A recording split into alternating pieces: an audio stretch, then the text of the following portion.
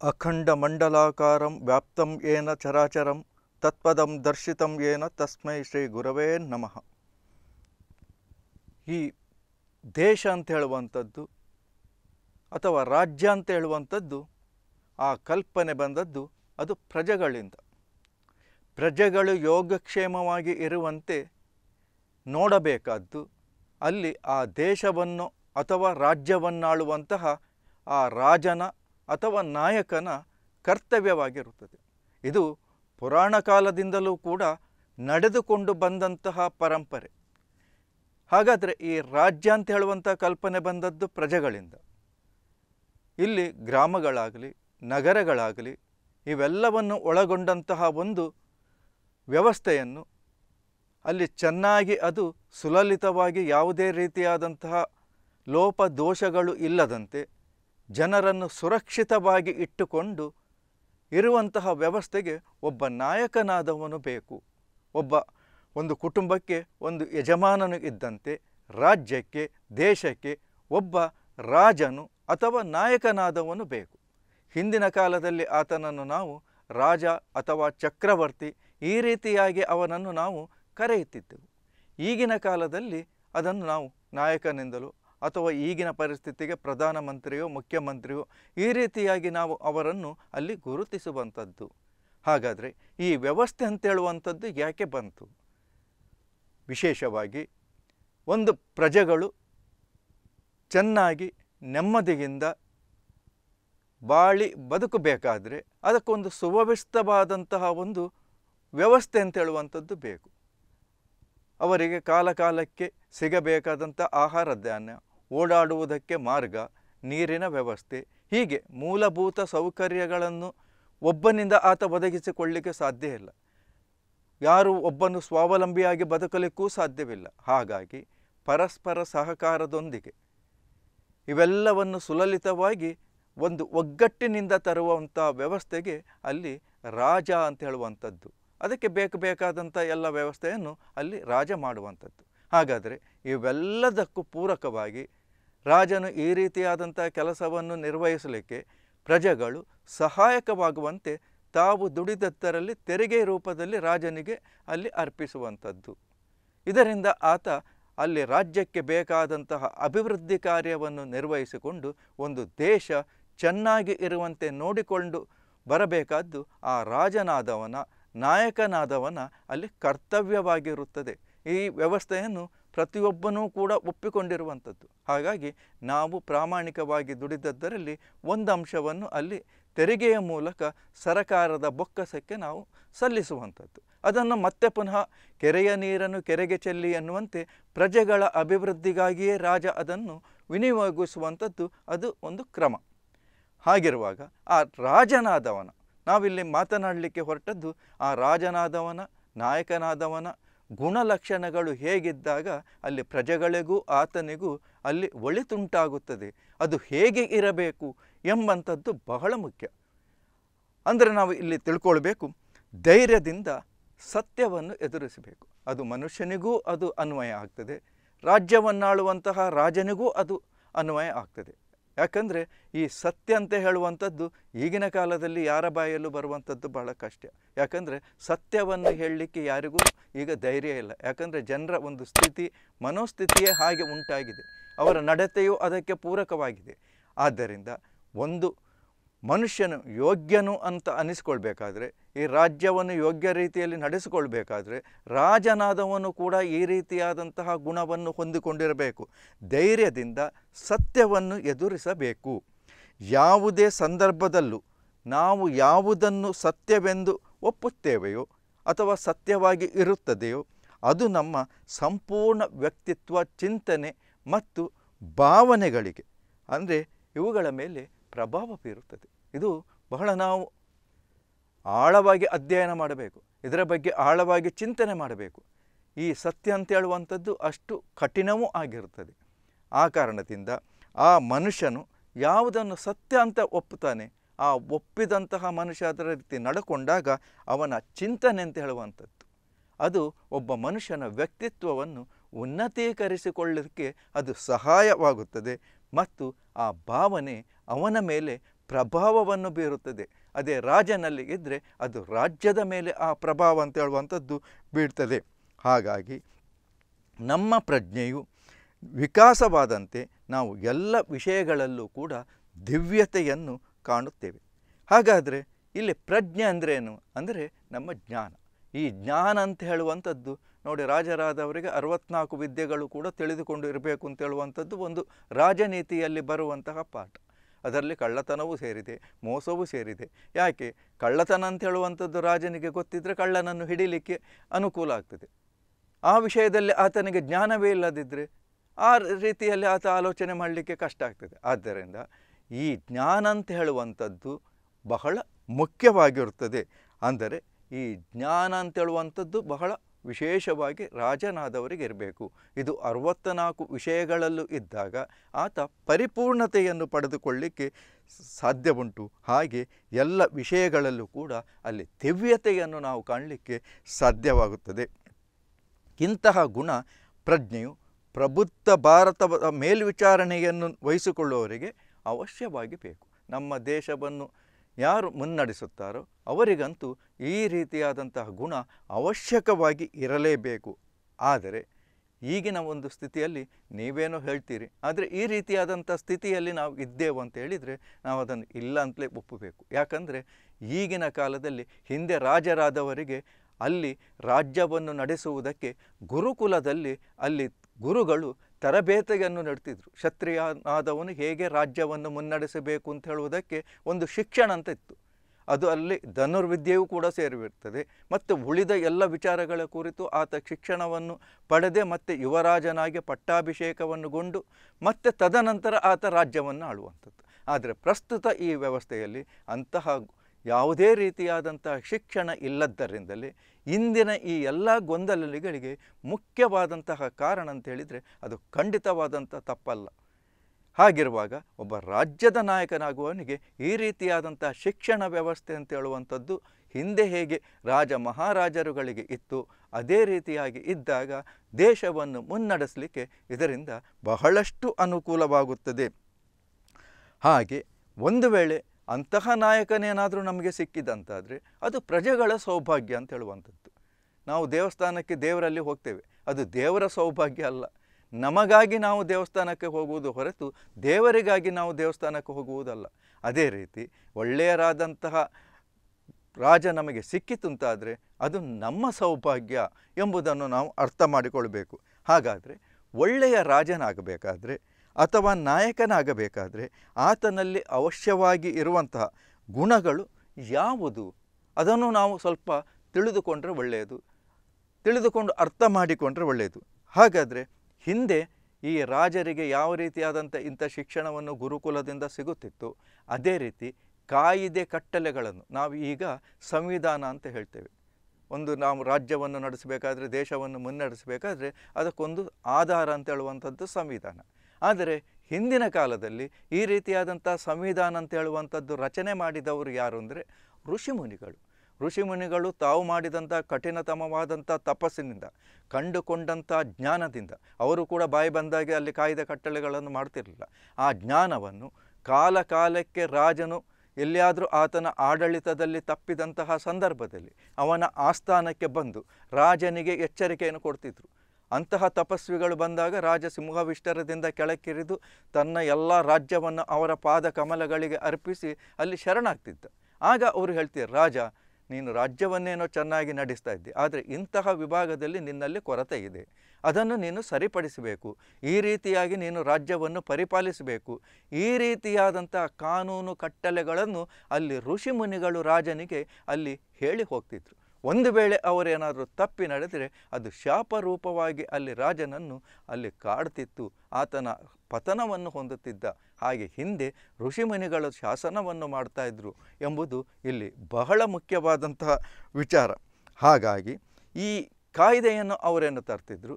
ಆದರೆ ರಾಜನಾದವನ ಗುಣಲಕ್ಷಣಗಳು ಹೇಗಿರಬೇಕು ಅಂತ ನಾವು ನೋಡಿಕೊಳ್ಳುವುದಾದರೆ ಅಲ್ಲಿ ಹೇಳ್ತಾರೆ, ಕಶ್ಚಿದರ್ಥಾಶ್ಯ ಕಲ್ಪಂತೆ ಧರ್ಮೇ ಚರಮತೆ ಮನಃ ಸುಖಾನಿ ಚಾನುಭೂಯಂತೆ ಮನಶ್ಯ ನ ವಿಹನ್ಯತೆ ಅಂತೇಳಿ.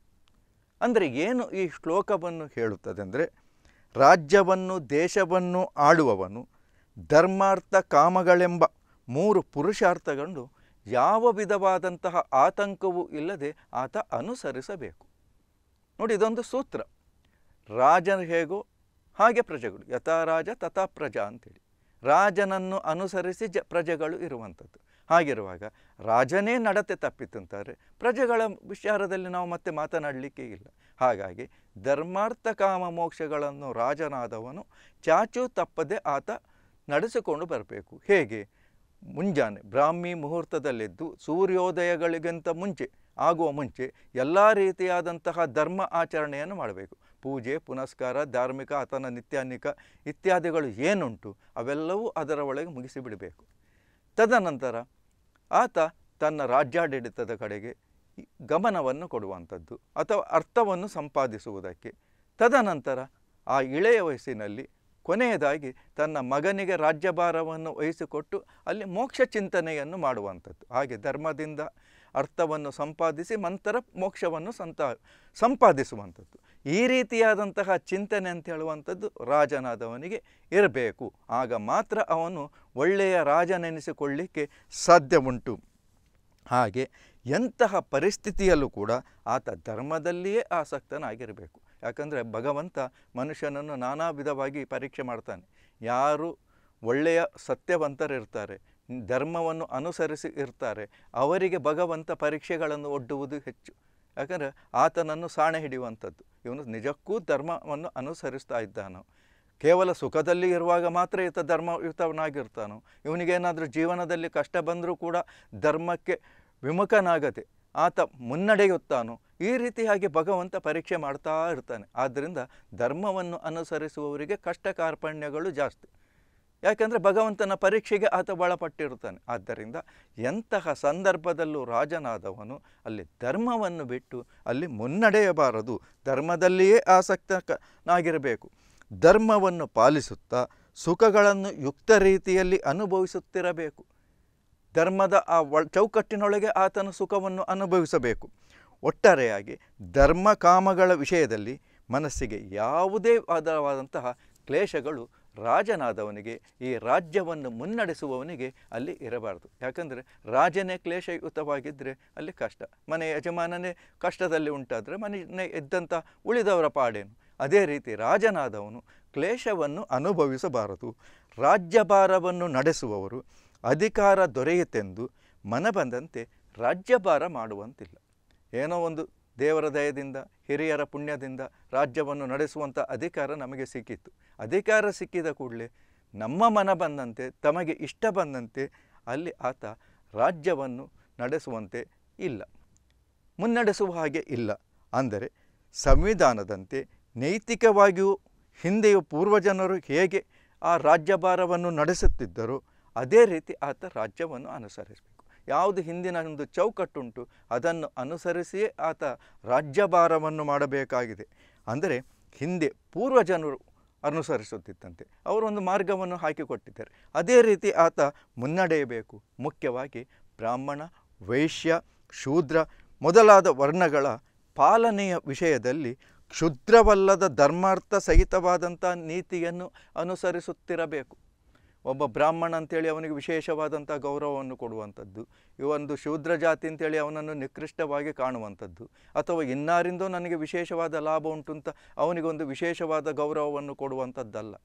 ಅವರವರ ಕಾರ್ಯದಲ್ಲಿ ಅವರವರಿಗೆ ಸಲ್ಲಬೇಕಾದಂಥ ಗೌರವವನ್ನು ಕೊಟ್ಟುಕೊಂಡು ಕ್ಷುದ್ರವಲ್ಲದ ರೀತಿಯಲ್ಲಿ ಆತ ರಾಜ್ಯಭಾರವನ್ನು ನಡೆಸಬೇಕು. ತಮ್ಮ ರಾಜಕೀಯ ಲಾಭಕ್ಕಾಗಿ ಯಾವುದೇ ರೀತಿಯಾದಂತಹ ಒಂದು ಭೇದ ಭಾವವನ್ನು ಅನುಸರಿಸಿ ತಮ್ಮ ರಾಜ್ಯಭಾರವನ್ನು ಆತ ನಡೆಸಬೇಕು. ಮೋಸ ವಂಚನೆಗಳನ್ನು ಅಲ್ಲಿ ಮಾಡಬಾರದು. ಹಾಗೆ ಅರ್ಥಲೋಭದಿಂದ ಧರ್ಮ ಮಾರ್ಗ ಅನುಸರಣೆಯನ್ನು ಮಾಡಬಾರದು. ಏನಾದರೂ ಆತ ತನಗೊಂದಷ್ಟು ಲಾಭ ಆಗ್ತದಂತಿದ್ದರೆ ಆತ ಅಧರ್ಮ ಮಾರ್ಗದಲ್ಲಿ ಆತ ನಡೆಯಬಾರದು. ಧರ್ಮ ಮಾರ್ಗವನ್ನೇ ಆತ ಅನುಸರಿಸಬೇಕು. ಕಾಮಾಸಕ್ತರು ಧರ್ಮಾರ್ಥಗಳನ್ನು ಉಪೇಕ್ಷಿಸುತ್ತಾರೆ. ಒಬ್ಬ ರಾಜ ಇದ್ದಾನೆ, ಅವನಿಗೆ ಕಾಮನೆಗಳು, ಅದು ಬೇಕು ಇದು ಬೇಕು, ಪ್ರಜೆಗಳ ಚಿಂತನೆ ಇಲ್ಲ. ಆಗ ಅವರ ಮನಸ್ಸಿನಲ್ಲಿ ಅಧರ್ಮ ಅಂತ ಹೇಳುವಂಥದ್ದು ಉಂಟಾಗ್ತದೆ. ಅದನ್ನೇ ಅವರು ತಮ್ಮ ರಾಜಕೀಯದಲ್ಲೂ ಕೂಡ ತಮ್ಮ ಆಡಳಿತದಲ್ಲೂ ಕೂಡ ಅನುಸರಿಸುತ್ತಾರೆ. ಹಾಗಾದರೆ ಇದಕ್ಕೊಂದು ಹೇಗೆ ನೀವು ಉದಾಹರಣೆ ಕೊಡ್ತೀರಂದರೆ, ರಾವಣನನ್ನೇ ನಾವು ಪುರಾಣದ ಕಥೆಯಲ್ಲಿ ತೆಗೆದುಕೊಳ್ಳುವ. ರಾವಣನಿಗೆ ಎಲ್ಲ ರೀತಿಯಾದಂಥ ಅನುಕೂಲತೆಗಳಿತ್ತು. ಅಷ್ಟದಿಕ್ಪಾಲಕರೇ ಆತನ ಆಸ್ಥಾನದಲ್ಲಿಗಿದ್ದರು. ಭಗವಂತನಿಂದ ಬೇಕಾದಂಥ ವರಗಳನ್ನು ಆತ ಪಡೆದಿದ್ದ. ಆದರೆ ಆತನಲ್ಲಿ ಇರುವಂತಹ ಒಂದು ಕಾಮಾಸಕ್ತಿ ಅಂತೇಳುವಂಥದ್ದು, ಆತ ಕಾಮನೆಗೆ ಒಳಬಿದ್ದು ಅಲ್ಲಿ ಆತ ಪತನವನ್ನು ಹೊಂದಬೇಕಾಯಿತು. ಅದೇ ಒಳ್ಳೆಯ ನಾಯಕನಾದಂತಹ ರಾಮ ಬಹಳಷ್ಟು ಕಷ್ಟ ನಷ್ಟಗಳನ್ನು ಅನುಭವಿಸಿ ಅರಣ್ಯವಾಸವನ್ನು ಆತ ಅನುಭವಿಸಿದರೂ ಕೂಡ ಆತ ಇವತ್ತಿಗೂ ಕೂಡ ಸನಾತಿಗಳ ಹೃದಯದಲ್ಲಿ ಆತ ಒಂದು ಸ್ಥಾನವನ್ನು ಪಡೆದಿದ್ದಾನೆ. ನಾವು ಕೆಟ್ಟವರು ಯಾರು ಒಳ್ಳೆಯವರು ಯಾರು ಅಂತ ಕೇಳಿದರೆ, ಕೆಟ್ಟವ ರಾವಣ, ಒಳ್ಳೆಯ ರಾಮ ಅಂತ ಹೇಳುವಂಥದ್ದು ಒಂದು ಚಿಕ್ಕ ಮಕ್ಕಳು ಕೂಡ ಹೇಳುವಂತಹ ಸ್ಥಿತಿ. ಯಾಕಂದರೆ ಅಂತಹ ವ್ಯಕ್ತಿತ್ವವನ್ನು ರಾಮ ರೂಪಿಸಿಕೊಂಡಿದ್ದ. ಅದರಂತೆಯೇ ರಾಜ್ಯವನ್ನು ಪರಿಪಾಲಿಸುತ್ತಿದ್ದ. ಅದನ್ನೇ ರಾಮರಾಜ್ಯ ಅಂತ ಜನರು ಗುರುತಿಸಲಿಕ್ಕೆ ಅಲ್ಲಿ ಕಾರಣವಾದಿತ್ತು. ಹಾಗಾಗಿ ಒಳ್ಳೆಯ ನಾಯಕನಾದವನು ಮಾತ್ರ ಅರ್ಥಲೋಭದಿಂದ, ಧರ್ಮಲೋಭ ಭಯದಿಂದ, ಕಾಮಲೋಭದಿಂದ ಧರ್ಮಾರ್ಥಗಳಿಗೆ ಹಾನಿಯಾಗದಂತೆ, ಅವುಗಳಲ್ಲಿ ಯಾವುದಾದರೊಂದರಲ್ಲಿ ಆದರೂ ಕೂಡ ಮಿತಿ ಮೀರದಂತೆ, ಯಾವ ಕಾಲದಲ್ಲೂ ಏನನ್ನು ಮಾಡಬೇಕು ಎಂಬ ವಿವೇಚನೆಯಿಂದ ಅಲ್ಲಿ ಕಾರ್ಯ ಮಾಡುವ. ಯಾಕಂದರೆ ಆಡಳಿತದಲ್ಲೂ ಕೂಡ ಅಲ್ಲಿ ಅನೇಕ ಕಷ್ಟಗಳು ಬರ್ತವೆ, ಅನೇಕ ಎಡರು ತೊಡರುಗಳು ಬರ್ತವೆ. ಆಗ ಇಂತಹ ವಿವೇಚನೆಗಳು ಆತನ ಮನಸ್ಸಿನಲ್ಲಿ ಉಂಟುಂತಾದರೆ ಅಲ್ಲಿ ಮುಂದೆ ಆತ ಜನರ ಪ್ರೀತಿಯನ್ನು ಗಳಿಸಲಿಕ್ಕೆ ಅಲ್ಲಿ ಸಾಧ್ಯವಾಗುತ್ತದೆ ಎಂಬುದನ್ನು ನಾವು ಅರ್ಥ ಮಾಡಿಕೊಳ್ಳಬೇಕು. ದಕ್ಷತಾ ಭದ್ರತಾ ದಾರ್ಢ್ಯಂ ಶಾಂತಿ ಕ್ಲೇಶ ಸಹಿಷ್ಣುತಾ ಸಂತೋಷಶೀಲ ಮತ್ಸಾಹೋ ಮಂಡಯಂತಿ ಅನುಜೀವನಂ. ಅಂದರೆ ರಾಜನಾದವನಿಗೆ ಈ ಹೇಳಿದಂತಹ ಗುಣಗಳು ಅವಶ್ಯಕವಾಗಿ ಇರಬೇಕು. ಏನು ಹಾಗಂದರೆ ಕಾರ್ಯದಕ್ಷತೆ. ಅವನು ಮಾಡುವಂತಹ ಕಾರ್ಯದಲ್ಲಿ ಆತನಿಗೆ ದಕ್ಷತೆ ಅಂತೇಳುವಂಥದ್ದು ಬಹಳ ಮುಖ್ಯವಾಗಿ ಇರ್ತದೆ. ಹಾಗೆ ಕಲ್ಯಾಣ ಚಿಂತನೆ. ನಾನು ರಾಜ್ಯವನ್ನು ಪರಿಪಾಲನೆ ಮಾಡುವುದರಿಂದ ನನಗಿಂತಲೂ ನನ್ನ ರಾಜ್ಯದ ಪ್ರಜೆಗಳು ಸುಖವಾಗಿ ಇರಬೇಕೆಂಬಂತಹ ಕಲ್ಯಾಣ ಚಿಂತನೆ ಆತನ ಮನಸ್ಸಿನಲ್ಲಿ ಇರಬೇಕು. ಹಾಗಾದರೆ ಅಷ್ಟು ಚಿಂತನೆ ಆತನ ಮನಸ್ಸಿನಲ್ಲಿ ಇದ್ದರೆ ಸಾಕಾಗುವುದಿಲ್ಲ. ಹಾಗಾದರೆ ಅದನ್ನು ಕಾರ್ಯರೂಪಕ್ಕೆ ತರಬೇಕಾದ್ರೆ ಆತನಲ್ಲಿ ಆ ದೃಢವಾದಂತಹ ಮನಸ್ಸು ಕೂಡ ಆತನಲ್ಲಿ ಇರಬೇಕು. ಕೇವಲ ಮನಸ್ಸಿದ್ರೆ ಸಾಕ, ಅದೂ ಸಾಲುವುದಿಲ್ಲ. ಇದೆಲ್ಲವನ್ನು ಆಚರಣೆ ತಳ್ಳಬೇಕಾದ್ರೆ ತಾಳ್ಮೆ ಅಂತ ಹೇಳಬೇಕು. ನಾವು ಯಾವುದೋ ಒಂದು ಯೋಚನೆಯನ್ನು ಮಾಡ್ತೇವೆ, ಅದು ಈಗಲೇ ಆಗಬೇಕು, ಇದ್ದಕ್ಕಿದ್ದಂತಲೇ ಆಗಬೇಕು ಅಂತ ಹೇಳಿದರೆ ಆಗುವುದಿಲ್ಲ. ಅದಕ್ಕೊಂದು ಕಾಲ ಅಂತೇಳುವಂಥದ್ದು ಕೂಡಿ ಬರಬೇಕು. ಅಲ್ಲಿವರೆಗೆ ತಾಳ್ಮೆ ಅಂತೇಳುವಂಥದ್ದು ಆತನಲ್ಲಿ ಇದ್ದಾಗ ಅದು ಸಾಧ್ಯ ಆಗ್ತದೆ. ಹಾಗೆ ತಾಳ್ಮೆ ಉಂಟು, ಇವೆಲ್ಲ ಉಂಟು, ಏನೋ ಒಂದು ಮಧ್ಯದಲ್ಲಿ ಕಷ್ಟ ಬರ್ತದೆ. ಆ ಕಷ್ಟವನ್ನು ಸಹಿಸಿಕೊಳ್ಳುವಂಥ ಕಷ್ಟ ಸಹಿಷ್ಣುತೆಯೂ ಕೂಡ ಆತನಿಗೆ ಉಂಟು. ಯಾಕಂದರೆ ಸಾಧನೆಯ ಹಾದಿನಲ್ಲಿ ಕಲ್ಲು ಮುಳ್ಳುಗಳು ಮಾತ್ರವಲ್ಲ, ಅನೇಕ ಮೋಹಗಳು ಕೂಡ ಆತನಿಗೆ ಎದುರಾಗುತ್ತದೆ. ಅವೆಲ್ಲವನ್ನು ಆತ ಪರಿಹರಿಸಿಕೊಂಡು ಅದನ್ನು ದಾಟಿವವನೇ ಯಶಸ್ವಿಯಾಗುತ್ತಾನೆ ಎಂಬಂತಹ ಒಂದು ಮಾತಿದೆ.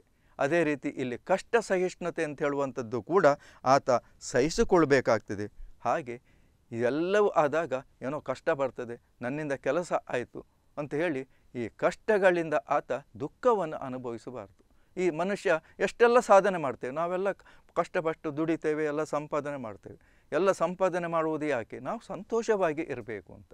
ಮನುಷ್ಯನ ಜೀವನದ ಉದ್ದೇಶವೇ ಸಂತೋಷವಾಗಿ ಇರುವಂಥದ್ದು. ಆ ಸಂತೋಷವೇ ಇಲ್ಲದಿದ್ದರೆ ಬೇರೆ ಏನು ಮಾಡಿ ಏನು ಪ್ರಯೋಜನ? ಹಾಗೆ ಈ ರಾಜನು ಕೂಡ ಸಂತೋಷವಾಗಿ ಇರಬೇಕು. ಅವನಲ್ಲಿ ನೂರಾರು ಜನರು ದಿನನಿತ್ಯ ಬರ್ತಾರೆ. ಆಗ ಅವನ ಮುಖ ಸಪ್ಪಗಾಗಿದ್ದರೆ ಆ ಬಂದಂಥವರು ಏನು ರಾಜನ ಮನಸ್ಸು ಅಂತೇಳುವಂಥದ್ದು, ಮುಖ ಅಂತೇಳುವಂಥದ್ದು ಪ್ರಫುಲ್ಲತೆಯನ್ನು ಹೊಂದಿದರೆ ಆಗ ರಾಜರನ್ನು ಕಂಡಂಥ ಪ್ರಜೆಗಳು ಕೂಡ ಸಂತೋಷ ಪಡ್ತಾರೆ. ಹಾಗಾಗಿ ಸಂತೋಷವಾಗಿರಬೇಕು. ಇದೆಲ್ಲವನ್ನು ಸಾಧಿಸಬೇಕಾದ್ರೆ ಆತನಲ್ಲಿ ಉತ್ತಮ ನಡತೆ ಅಂತೇಳುವಂಥದ್ದು ಬೇಕು. ಇವೆಲ್ಲದಕ್ಕೂ ಒಂದು ಮೂಲ ಅಡಿಪಾಯ ಅಂತ ಹೇಳುವಂಥದ್ದೇ ಉತ್ತಮ ನಡತೆ.